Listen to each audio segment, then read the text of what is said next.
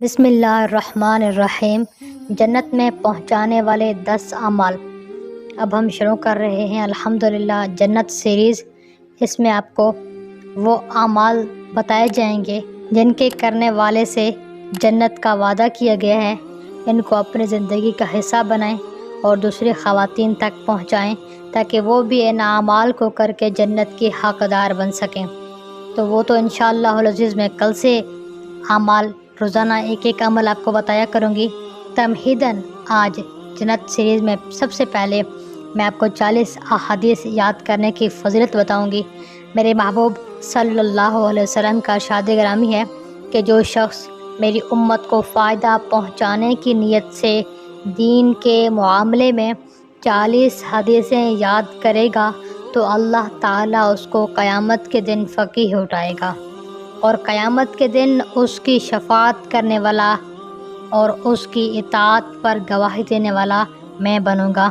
یعنی حضور صلی اللہ علیہ وسلم خود کہہ رہے ہیں کہ میں اس کے لیے گواہ بنوں گا۔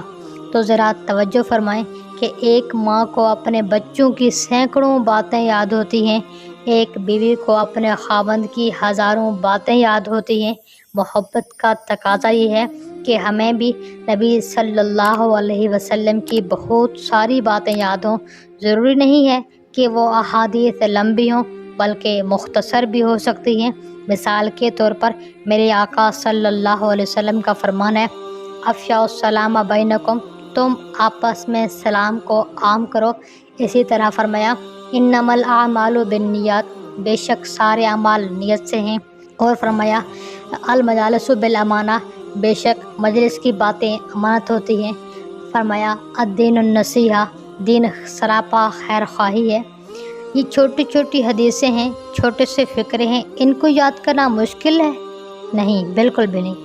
اب اگر کوئی عورت اس جیسی 40 احادیث یاد کر لیتی ہے تو اس کو قیامت کے دن نبی اکرم صلی اللہ علیہ وسلم کی شفاعت نصیب ہوگی انشاءاللہ العزیز۔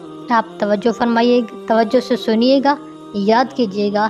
انشاءاللہ العزیز میں آگے تسلسل کے ساتھ آپ کو 10 اعمال بتانے جا رہی ہوں جن کے اوپر جنت کا وعدہ کیا گیا ہے۔ امید کرتی ہوں میری یہ سیریز آپ کو پسند آئی ہوگی۔